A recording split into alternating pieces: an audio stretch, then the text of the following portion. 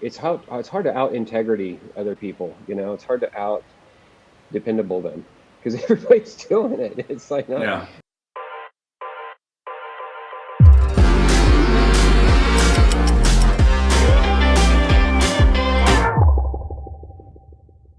Hey everyone, welcome to Home Service Hustle. I'm your host, Jonathan Bannister, and today's guest is Brad Casebier. The former owner of Radiant Plumbing still sits on the board, a $100+ million contractor out of Austin, Texas. Guys, listen to his story. He's going to teach you the ways of his success. You don't want to miss this. Let's go. All right, hello everyone, and welcome to another episode of Home Service Hustle, where we're going to talk about marketing, mindset, and money, and God knows what else. So today's guest is Brad Casebier. He is a business owner in the trades, but also an author of the book, The Survival Guide to Working with Your Spouse. Brad, welcome to the show. Thanks so much. Glad to be here, man. That's awesome. So you and I were just talking a little bit before. Your business is in Austin, Texas, but you're from Colorado, and you kind of go back and forth between the two. Talk about your trades business a little bit first. Yeah. Grew up in it. My dad was a tradesman, plumber, and they threw me in a truck when I was 13. Worked with him from that moment on, essentially. They started even homeschooling me so I could do schoolwork and then do plumbing in the afternoons. And had my journeyman's at 17 and master's at 20. Wow. Started my business when I was 23. It was new construction. And the bigger we got, the less money we made. We eventually started a service company and got some coaching, and my wife joined the team, and we launched the brand Radiant in 1999. And she was the dispatcher, CSR, service manager, all things service, and while I maintained the construction side. And she got the brand off the ground, and then we slowly got rid of construction and went all in for service, and that's what we're doing today. Nice. So you started the company what year? 99. Okay. And so your wife joined whenever the company started? Yeah, and before that, she did what modeled my parents. Like my mom did books. She Okay. would, Right. pull. We had one checking account. We bought groceries and supplies with the same, checks, and kind of parse all that out and send it off to the tax guy. And that was bookkeeping back then. So, we classic new construction startup story, I'd say. So what made that shift for you? If she was doing the books, what was that pivotal moment that she came in and kind of helped with the brand and was going to take more of a leadership role per se than maybe what your parents did? Right. Well, she's ambitious as heck, and she's an RN, and she was working in the labor and delivery. She also had a bunch of emergency room stuff in her background. She likes the adventure and adrenaline. So, but we found the deeper she got in her career, the more it was conflicting with mine, and we just really needed to. It was just bad for our relationship. We've got kids, and we were crossing each other's night shifts and all this. And I said one day, I was like, "What if we just put all of our energy into one thing?" And she was getting kind of burned out on the hospital scene anyways, because she felt like she was working for the big machine and wasn't really hers. And then realized that, man, if I put this much energy into something we owned, that could feel really different. And she got inspired and excited, and she's a smart one. She went immediately onto the internet and found coaches. She worked with Ellen Rohr, Joe Crisera. She talked to Frank Blau on the phone, and came back and was like, "Here's what we need to do." And I was the typical guy that wouldn't ask for directions if my life depended on it. I eventually learned how to receive coaching, but she kind of pioneered that for us and modeled it and got us launched.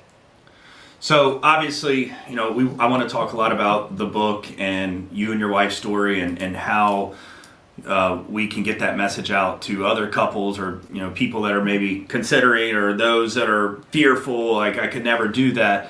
But I want to talk a little bit about the business. Obviously, she was a part of it from the beginning, but let's talk about how business started out for you. You mentioned in the beginning, the bigger you grew, the less money you made. So let's talk about that. So that's going to be our money topic. What made you make that comment? Kind of talk through the listeners of what that means and how you fix that, and advice that you can give for other people to maybe not fall in those same tracks. Man, it's too your paper napkin math in business is going to be 2 + 2 = 5, but it really is 2 + 2 = 3. There's so many unseen expenses and different things that are going to catch you short that you just don't know. And for starters, no one's going to work like you work when you're a small business operator and I'm in the field with my guys overseeing everything. It was the best it ever could be, because I was physically there, and you're never going to get the efficiencies. You're just not. So the guys you hire are going to run at a fractional rate of what you can do. And it might take like 10 guys to get back to where you're making similar money through all the dysfunction that's created by having all those guys. But like for me, when I had like 7 guys on my team, it was like a death sentence. I was running myself ragged, and there was enough dysfunction occurring that I couldn't ever. We were going backwards financially. So there's these principles of scale, because as you grow, you lose that direct contact, and then all these inefficiencies occur, and then there's hidden expenses you'll never see until you get the letter from the IRS that says, "Oh, you're over this much in payroll. Now you have to pay monthly, not quarterly," or whatever the thing may be that surprises you. These extra fines and things of that nature Yeah. that just constantly are knocking down any cash you might be putting aside. It's very, very frustrating. This is where coaching comes in. If you've got a mentor or coach that can really guide you through this process, you can save a ton of heartache. So, do you have any recommendations for someone out there that you mentioned? Uncle Joe, had him on as a guest recently. Absolute great guy, and just has a wealth of knowledge inside of him. Where can some of these people go? I mean, obviously you strongly suggest, if you're gonna scale, even if you're not gonna scale, you should have the right guidance to make sure that you're growing your business the right way, and that your numbers and your margins and everything are where they need to be. And I think a lot of people don't understand that. They run their business kind of from their bank account, and obviously that gets them in trouble, like I said, when the letters start coming in from the IRS and hit with things that they didn't know about. What if they feel like they can't afford a coach or a program right now, are there certain books that you recommend? And then obviously from the coaching side, what are some of these places these people should be looking? Yeah, I think if nothing, there's somebody's going to help you. I can't tell you how gracious people have been. If you've got no Mm, money, find a mentor who's done it before you. All of us who got somewhere with our businesses had somebody along the path with us, and most everybody I know is willing to give back just a little bit. But like, there's a lot of great books out there. The Attraction's Critical, um, Profit First is phenomenal. Great books. But these are you got to read those. But like, you need industry specific KPIs for your exact industry. If it's a garage door, if it's a restaurant, I don't care what it is. There's going to be some data that you need to be tracking to know if your team's performing below or at or above, you know, industry standards, and right. then you can coach your team into improvement. But if you don't know where those KPIs are, and where how your team should be performing, you're never going to make it. You're going to tread water constantly, or not make it, which is a real possibility if you don't know what your targets are. Yeah. So you mentioned traction. I've got it right up here behind me, next to your book, and we're gonna get to it in just a second. So, do you run your business with EOS? Yeah, we do. We have level 10 meetings for all departments. We have rocks and the whole Yeah. enchilada. This and you'll find my book is traction-esque. A lot of the key functions of what made us work as a couple were because we implemented traction, and a little of that's reiterated in my book. But it just clarified so much for us, and everybody's got a role, everybody's got responsibilities, and there's a measurable that says you either did it or didn't do it, and that takes a lot of the emotion out of it with your spouse. So, Brad, let me ask you. was there some pivotal moment that I'm imagining here that life wasn't always rainbows and roses working with your spouse in the business, and that some of those things obviously led you to writing the book, and some you mentioned some of it in there. Kind of talk through that, and what advice would Brad today would have given Brad starting out in the business in 1999. Clearly, it's been a true blessing for you guys, and you feel that a lot more couples should not be fearful to going into business together. There's something extremely powerful from like a spiritual and just being able to have that connection and the blessings to be able to work with your spouse every single day. But one thing that we can never make more of or get back is time, and to be able to have all that extra time with the person that you're going to spend the rest of your life with, I think is truly empowering and special in itself. So what would what have you learned? What kind of tell everyone what led you to writing the book, and then what would Brad today tell Brad from 1999? Man, what I've learned is enormous. But I think taking, I think one of the biggest things to, first off, I think husbands and wives were designed to be co-creators with a common cause. I don't think it's weird. I think the Industrial Revolution was not all that long ago. Careers became a thing, and couples started having independent careers from each other. That's kind of actually new in natural history. That's not the way it's always been. I think couples work together to survive and build something together as a family, whether farm or ranch or whatever. And so we're not really inventing something new. We just don't have modern role models around us to show us how to do it, whereas it was done by everyone in the past. So I think we're just getting back to what we were designed to be. Um, as far as pivotal moments, I think, man, there's just a bunch of them, and a lot of pain. but but what you find is I think I think the thing that I came to was that I really wanted Sarah to have her best life experience, and we had a lot of beliefs around growing up about her, just doing nothing, a mom, and then her having a career. But she found she really needed to go play the game. She really had all these ambitions and wanted to try and do things, and that didn't really fit with our model of the world when we were young married people. But I just was like really analyzing who this person really was. It was like, this is just not going to be okay for her to just stay at home. She's just got so much in her that she wants to express and do. And so we had to kind of change some of our rules. It's like about how we're going to be, and there's a point in time where she really had a vision for launching the track. I'm not a great operator. I'm a visionary. I'm a marketing guy. I'm a sales guy. I'm not an operator. She's an operator, very disciplined, detailed operator. She knew we needed traction. I was not the guy to get that through the goalposts. I still am not.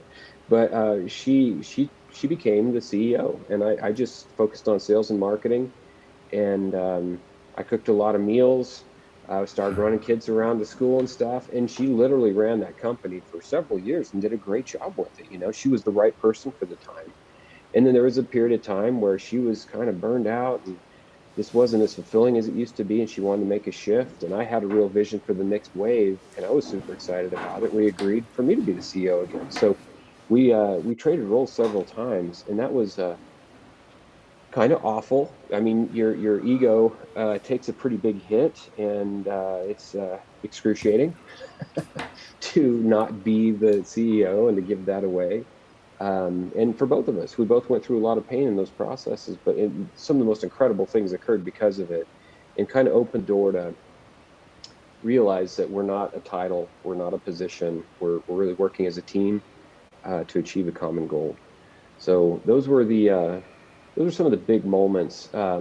As far as what would I tell Brad? My goodness, just have a lot of grace for yourself and for the other person. Everybody's doing the best they can. It's like uh, it's like my new favorite saying is everybody is doing the best they can. I believe that's to be whatever I they love. did was the best they could do in that moment. And Yeah. that just helps me have a lot of grace for everybody in my world when I think, they were actually doing their best.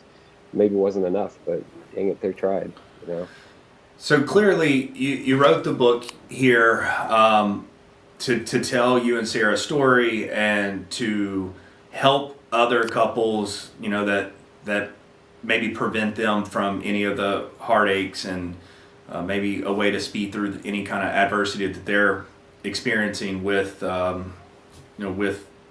relationship and being in the business.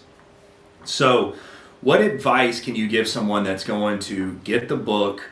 What are some tools that they can equip themselves with instead of just reading the book and hearing y'all's story and then maybe some advice in the book? But like, what is something you can say? Like, take this book, read it together, and then apply this. And obviously, you and I both do EOS, so we understand that doing everything at one time and looking at it from this big, huge view is not really the way, that it needs to be broken up in smaller pieces so that you can achieve those goals. So what advice do you give someone, and maybe it's not reading the book together, right? So how do you tell a couple right now to get the book? What is the best way for them to receive the information and then apply the best practices to be able to be successful in their relationship and being business owners together? Absolutely. So the book is a workbook. It's designed for the couple to read it together. Like, ideally, you both read the chapters, and then there's a series of questions at the end of a lot of the chapters for you to answer for yourself and really probe into your thoughts and try to understand some of your unconscious drivers as to what you want this thing to become, what you want your role to be, what the future looks like to you. And then your spouse does that independently of you. And then you get together and compare your notes on every single question. And the goal of this, what I found in my life still, and I think will continue for the rest of my days, will be to unpackage my unconscious drivers. There's so many things underneath the surface that I'm not even fully aware of that drive a lot of the decisions I make, the emotions I feel, and some of the things that I think I want. And some of these questions are designed to identify that. And then what's crazy about it is so I might be getting triggered over something over and over again. Sarah's trying to implement something, but it's really upsetting me, and I don't know why. And we've learned enough and had enough coaching to say that just means investigate. Like, nothing's wrong. It just means there's something uncovered inside of me that's being violated that I need to understand. Once I can see it, I can express it, we can discuss it. And sometimes it was total some old thing I picked up when I was 12. It doesn't relate in my real world now, but it's still an emotional flag for me. And so we both do that for each other now. Whenever somebody's feeling uncomfortable, anxious, frustrated, angry, triggered, it's a moment to ask some questions. That means investigate.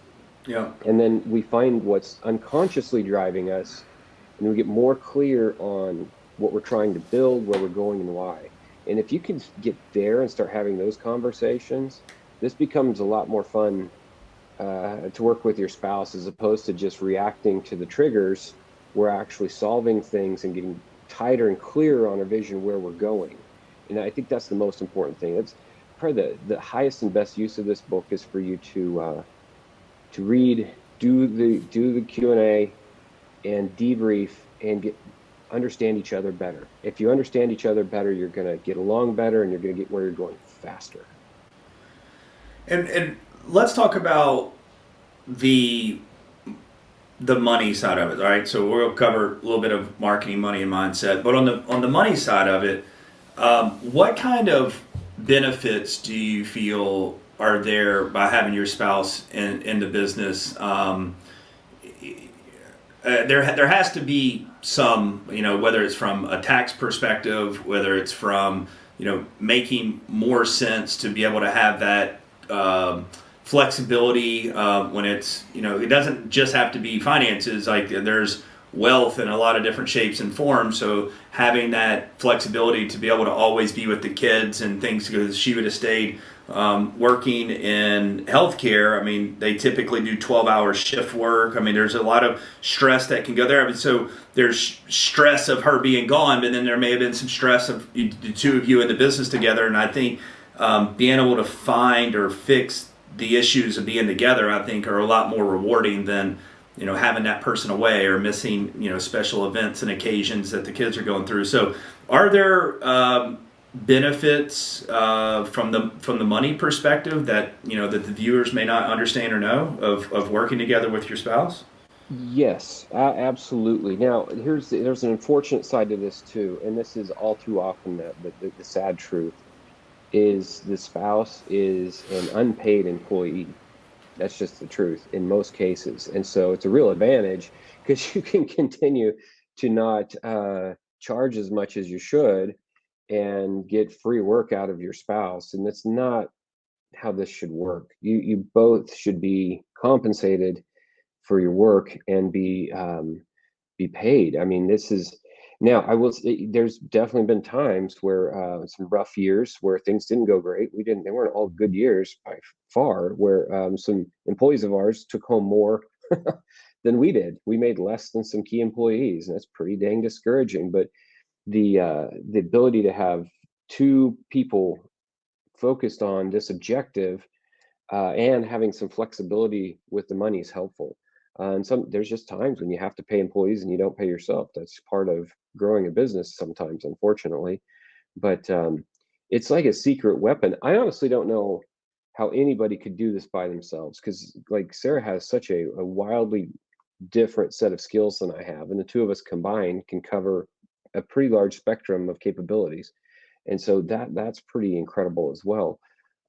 But yeah, once you get this thing off the ground, it's pretty incredible. And I didn't mention this earlier, but we sold our business to a PE firm a year ago, year and a week ago or so, and I'm the CEO going forward, and it's kind of cool.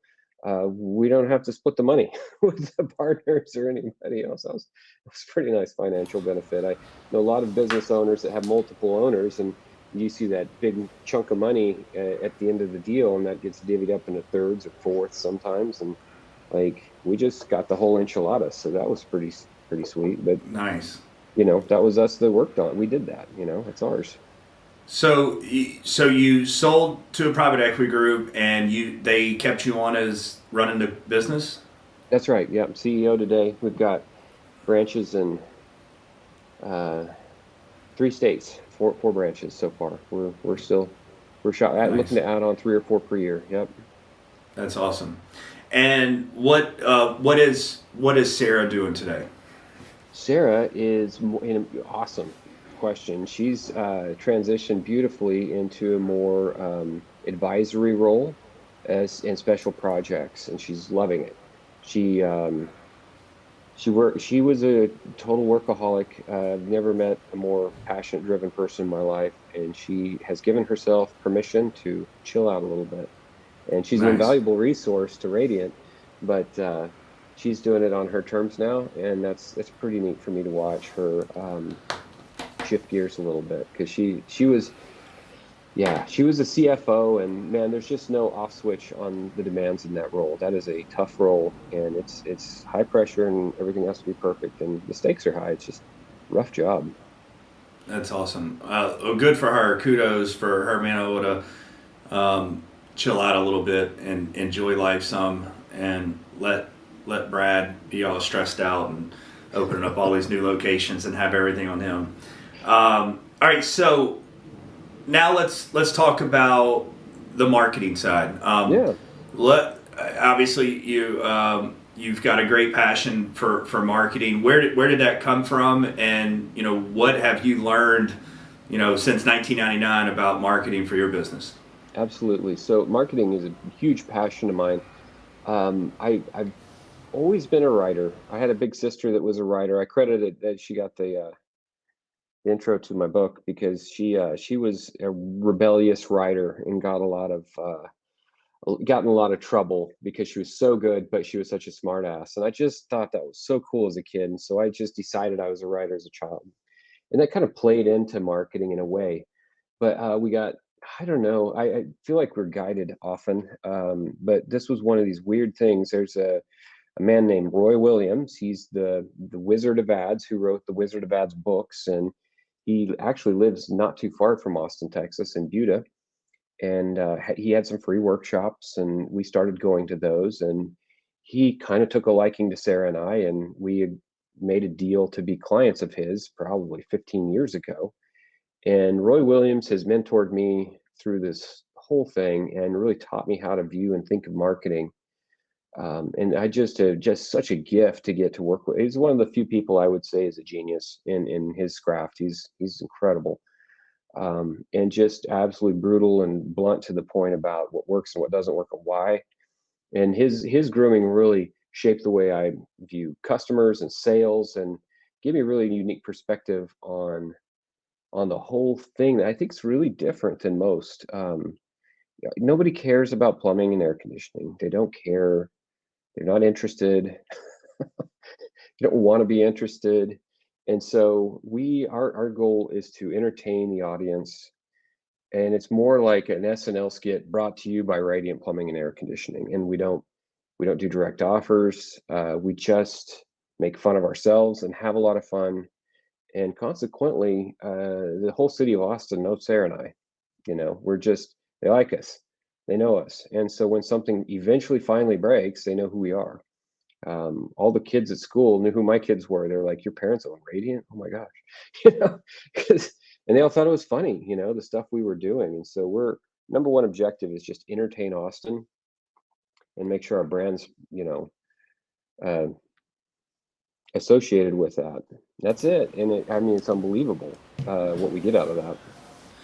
So it sounds to me, that today, like branding is the most important aspect of y'all's business. Y'all seen the vision for creating a very very strong brand that is easily recognizable. What did marketing look like for you guys in '99 and maybe up until you got some of that guidance that and friendships that you've made with some of these big players in the marketing world? Yeah, yeah. Black and white postcards, $79 tune-ups and $200 off a water heater. It's like honest, dependable, high integrity, best guys, just like everybody else. It's like everybody's saying the same thing out there, and Right. so it's like it's hard to out integrity other people. It's hard to out dependable them because everybody's doing it. It's like not, Yeah. and my take is like I just dropped my car off at a mechanic today, and I mean my assumption is they're gonna be competent at changing my oil and putting on 4 new tires. I don't actually doubt that. I my assumption is they are competent and can do the job. There's never really questioning that. So I use this brand because I've been in the neighborhood and I've used them for years in the past. And I found they had a local branch near where I'm living now. It's like, okay, I trust them. They always took care of me in the past. But it's like, um, there's no ad that could convince me they're going to do a better job at changing my oil than somebody else. I really think that we need to have a different conversation. If you really want to stand out, you got to stop having the same conversation everybody else is, because it's just not interesting to the customer. You're not stimulating something. If you're building a brand, if you're going to build a brand, you got to really own something and run with it. And I think so. For me, it's humor. If you get an emotional response from somebody, that's going to trigger memory. It Yeah. just is. And humor is an easy one for us. We make a lot. Sarah and I do Star Wars spoof ads, and we had a Toilinator ad. This was this spin on Terminator, and everybody in the ad, we use all of our technicians in the ads. Every single tech had male and female was imitating Arnold Schwarzenegger's voice, and wearing black leather, and it's just like it's the toilet apocalypse of 2030 or whatever. And Yeah. it was dumb, but it was. I mean, we got hundreds of thousands of views on YouTube, literally. So it's like this isn't normal stuff, and people watch it just because it's fun. Not we're not selling anything. We just are Right. entertaining Austin. What what did that look like for your business whenever you made that shift from the offers and the discounts and shifting more into a brand identity? And I'm sure it wasn't easy for you to maybe make that change. I know building a brand can be very expensive. I think that's really what stops people from moving on creating that brand faster. And obviously, when we're working with people, we want them to have the strongest brand they possibly can, because it makes everything else on the digital side so much easier. The conversions are going to be better. The conversion rate's going to be better. The cost per lead is going to be lower the stronger the brand is. But I think the number one thing that I most commonly see or hear is, it's so hard for me to think about wanting to spend $20,000-$30,000 a month on TV and radio and hiring a company to help us really make our brand stick out, because they don't think they're going to see that instant return on investment, and they're not, right? Like, it's not going to happen overnight. Like, I can run digital ads for them, and obviously with some type of offer, call to action, and they're going to get leads in. It's not going to work that way instantly, but the long-term effect is it's going to be so rewarding and impactful. What do you tell those people? Like, obviously it takes money to make money, and if you're in a position where you're trying to grow your business, it's really hard to say, all right, look, let's change strategies. Let's work on the brand. It's going to work in a year or two, definitely down the road. It's what has to happen. But what advice do you give those people? Where do they start? Yeah, we had the gift of having Roy Williams saying, "Trust me, do this." And then other people, if you don't have that, it is very scary. Mostly what I talk to business owners is like, well, we tried radio and we gave it, 6 or 8 months, and we couldn't find a clear ROI. And so we just stopped. And then 5 years later, we tried it again and we didn't feel like it worked again. And so my advice is stop expecting an ROI. Just parse off a percentage of your marketing campaign to branding, give it a big kiss goodbye, and trust, and do it every year, every year, every year. Just keep going and let that percentage grow as you grow. And please do something interesting with it. Don't be honest and dependable.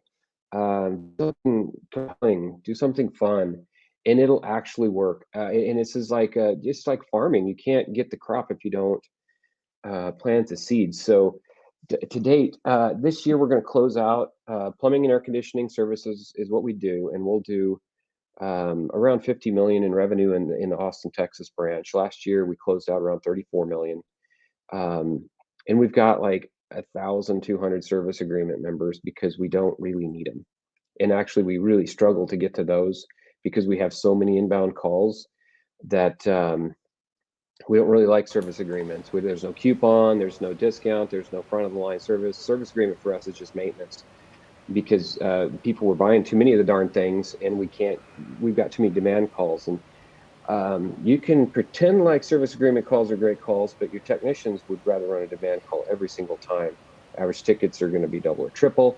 So we just optimized for this glut of demand calls that our marketing machine can deliver to us. And I'm not telling you that to brag. I'm just saying that that's the result of deep investment in a great brand, where you're top of mind, like for real top of mind in your market. Like, they beat your doors down, and then all you really have to think about then is recruiting.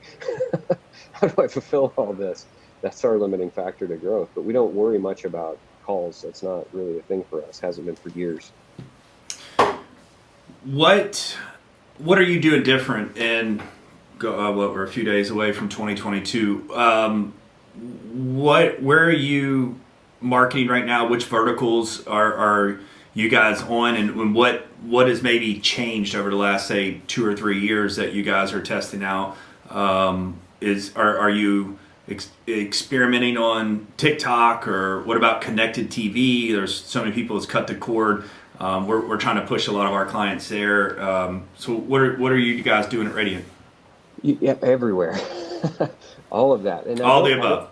Yeah, and I don't have clear answers on what's really working.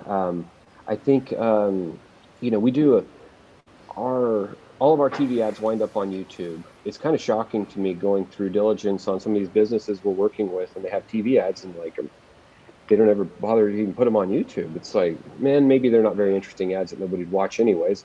Our ads are worth watching, but you continue to be that pre-roll on YouTube. It's cheap, cheap as heck, and then we'll have 500,000 views, 300,000 views on some of our stuff, and you can geographically target that.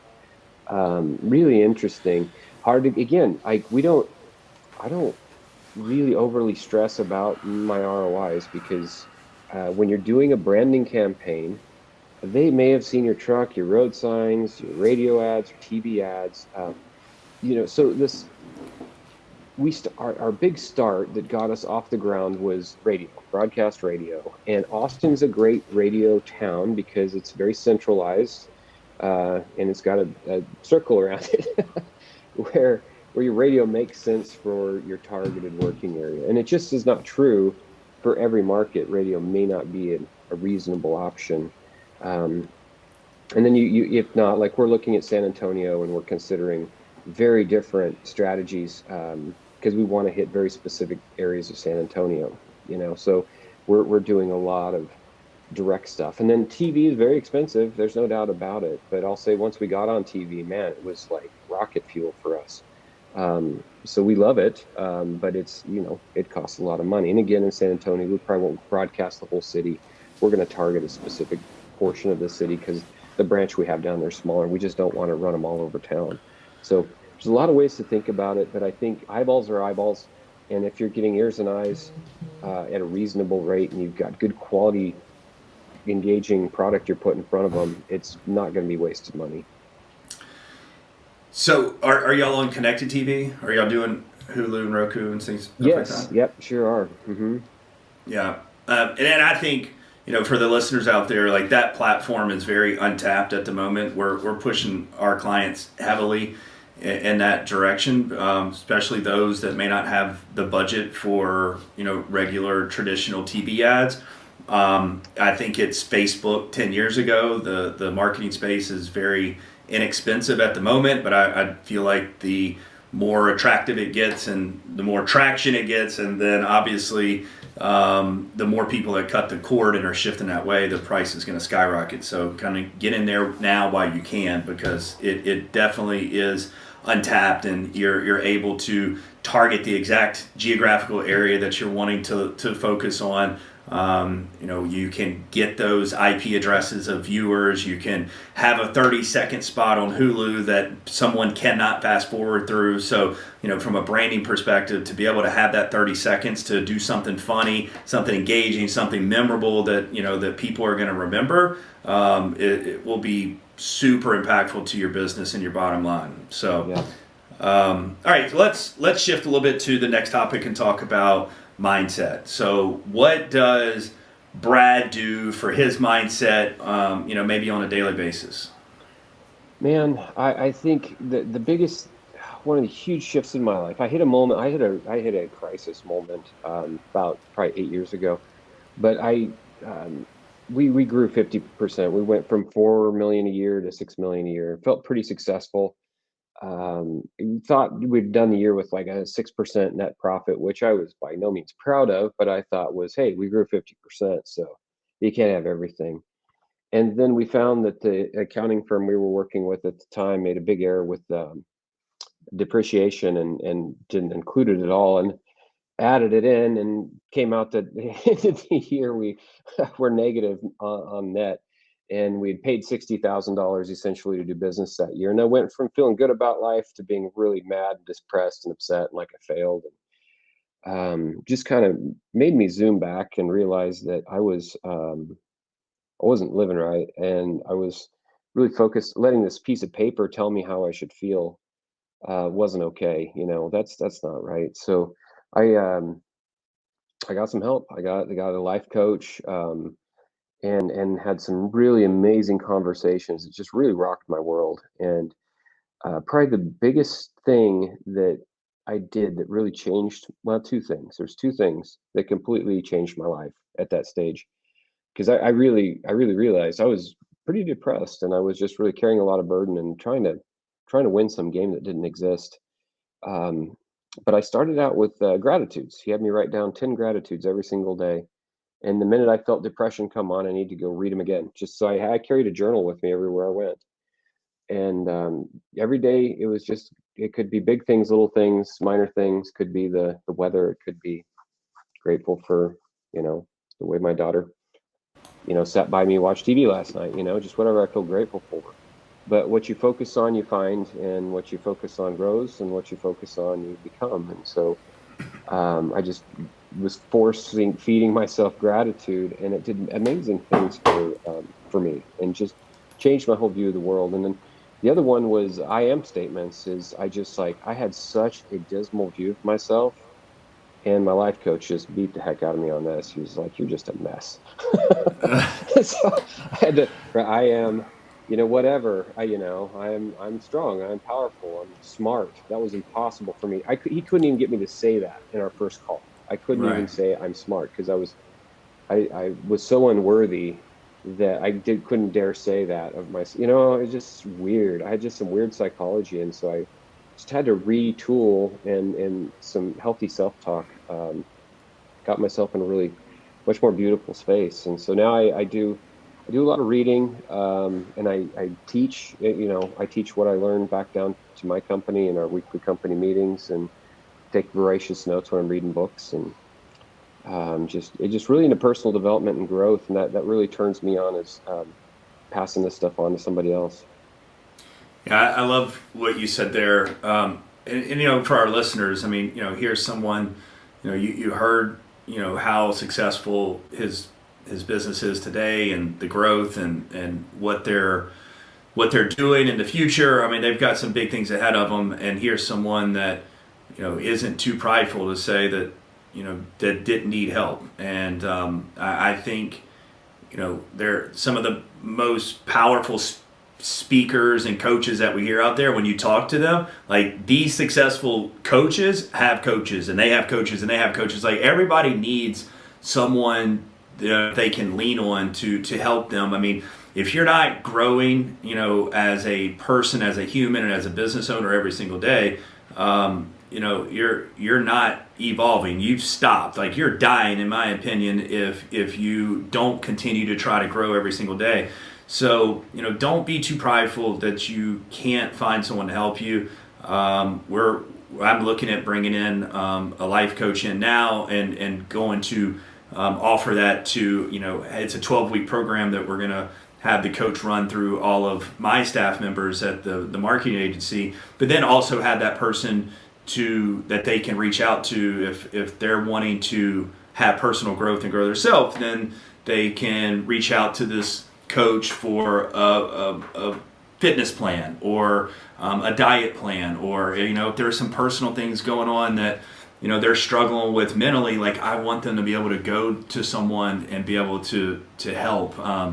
So I love some of the things that you're saying there, and I hope that people really take that advice, to see someone that you didn't just wake up one day and you're where you are, right? Like, you realized there were some issues, there were some problems, you weren't living right, and to be able to say what you said there about that, you couldn't even say that that you're smart and that you were successful on your first call with this life coach is really eye-opening.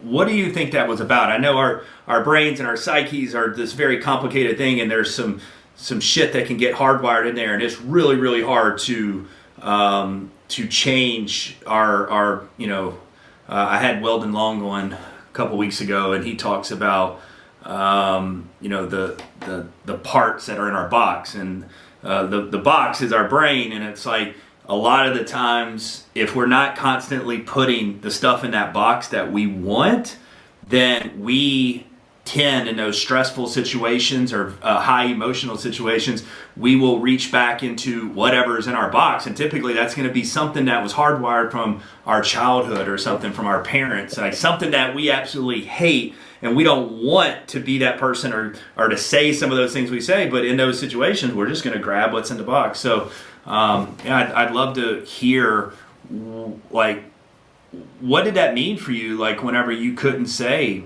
the things that you're smart and you're successful, what was that reflection, right? Yeah, it was.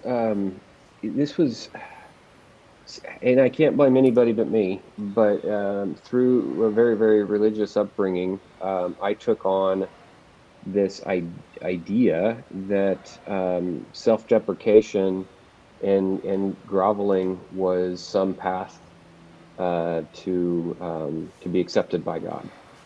And it was very unconscious, and I was not clear on that. It was very deep under the surface, but I had to be. I couldn't take credit for anything. Jesus was everything, and I couldn't take credit for anything. And I was a lowly wretch. That was my role. And if I dared be prideful of anything, I could lose everything, right? And so I couldn't. But it was all bullshit because I was proud of what, and I know I'm smart. So it's like so I had to do these really weird workarounds. But I didn't. If I couldn't give myself permission to feel good about myself because that wasn't permitted. So it was real dirty, a weird unconscious pattern that I had that was wildly unhealthy. So my coach really helped me see it and helped me uncover why it was there, where it came from. What is it true? Does it serve you? Right. Do you think that's how God wants you to be? Right. And no, I don't think so. But I was blind to it. And this, when I talk about unconscious drivers, man, I am telling you, there's so much going on that's motivating us in our lives that we don't. It's autopilot that you built when you were 8 to 10 years old, and you gotta, when you start hitting something uncomfortable, if you can take the time and discomfort to investigate that, it can be pretty ugly and really freeing when you let it go and say, wow, that's not true for me anymore. I can be whatever, do whatever I want. Yeah, I mean, I understand what you're saying a little bit there. My wife and I have these conversations all the time, and she's got some deep-seated religious beliefs that that right now, if we're having a conversation about it, she doesn't. It's not just one way. Like, she can look at it from a different perspective, but in that moment of something, like, her mind just goes straight back to what was deep, embedded into her when she was a child. So, and I say all that to say, like, it's not necessarily going to be easy. Like, if you want true change or you want something different out of your life, like, it's going to be hard. But I think the first thing you have to do is you got to be open to that change, and you got to be willing to accept that it may be a tough road. Tell me what is the number one thing that you can say? I personally feel that vulnerability in a relationship is super, super powerful. So as spouses working together, I think it takes getting to a certain place to be able to have that true vulnerability. And I feel like being vulnerable as business owners, like you talked about, you and your wife switching roles sometimes, like, for you to be able to say, I need to step down and let her be here, or vice versa, I think that takes a level of vulnerability and respect for one another to be able to do that. So what advice do you give to someone to maybe how to get more vulnerable with one another so that those lines of disrespect really don't start to cross? It's kind of a double-edged sword with grace, I think, because people mess up, and if you can demonstrate grace when things go wrong, it empowers people to be more vulnerable. If you're gonna be demanding and you better deliver, and you're gonna punish somebody if they don't deliver, probably not a great relationship. Definitely not going to lend to a lot of vulnerability. But I think so we date, we marry, and there's the us that we want to be perceived, and then there's the real us that we maybe didn't put all out there up front. and and over time, the real us gets exposed to some degree, and then there's a part of us that there's also we're 25 years married now, and I still find I have some shields, that aren't always down. Um, and I realize we had this really amazing moment because I was consistently upsetting Sarah in various meetings and things of this nature. And a friend of mine was in the meeting. He wasn't always there, but he was present that day. And I said, "Let me run this by you. She's pissed. I don't get it. We're in this loop. I say something that offends her. I don't get it." And he told me, he said, "You have a really amazing ability to make yourself the hero in the stories you tell."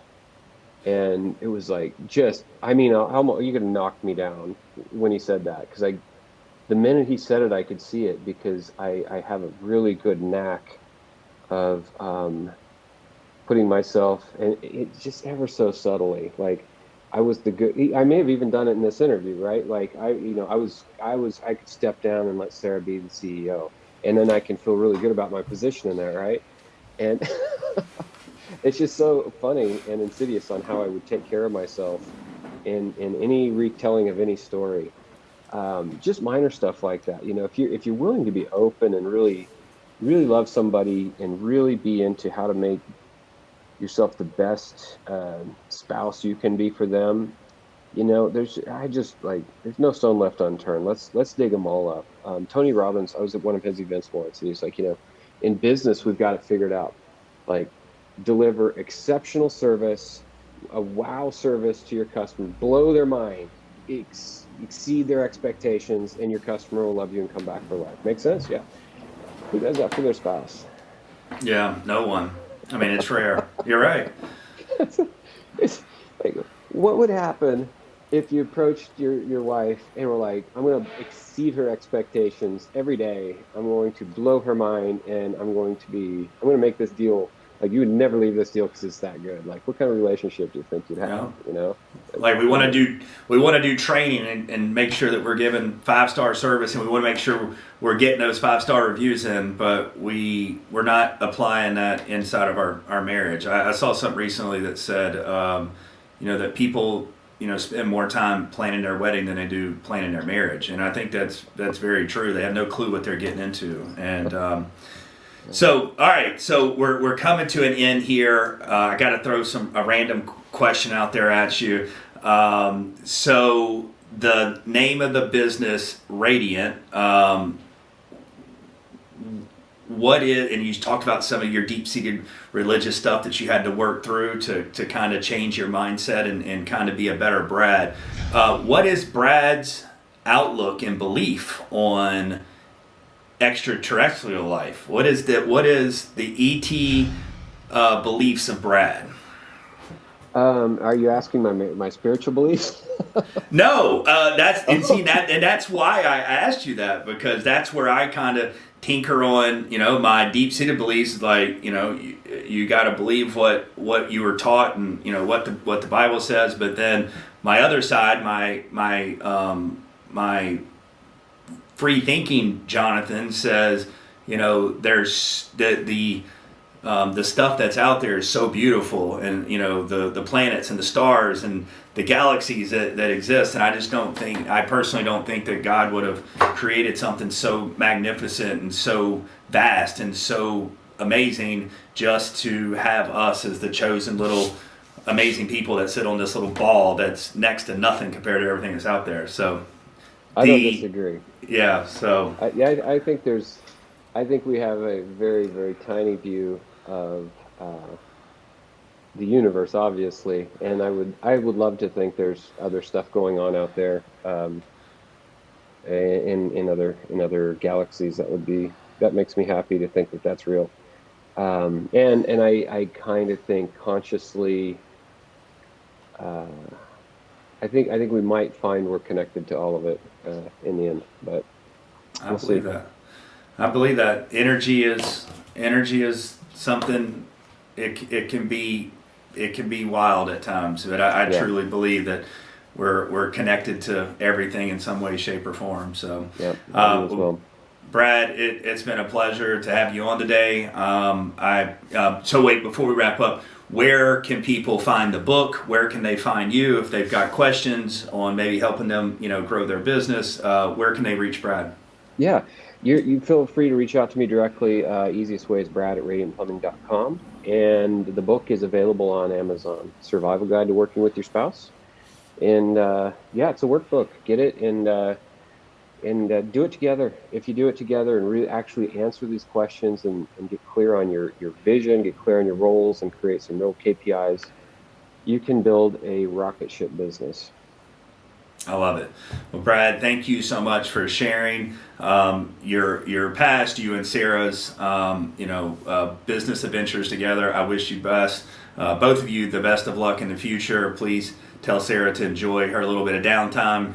Who knows? By the next time I have you on the show, you may have stepped down as CEO, and she may be back, right? So Who knows? yeah, who knows? Well, thank you so much, and it's been a pleasure. All right. Thank you so much for your time. Have a good one. You too.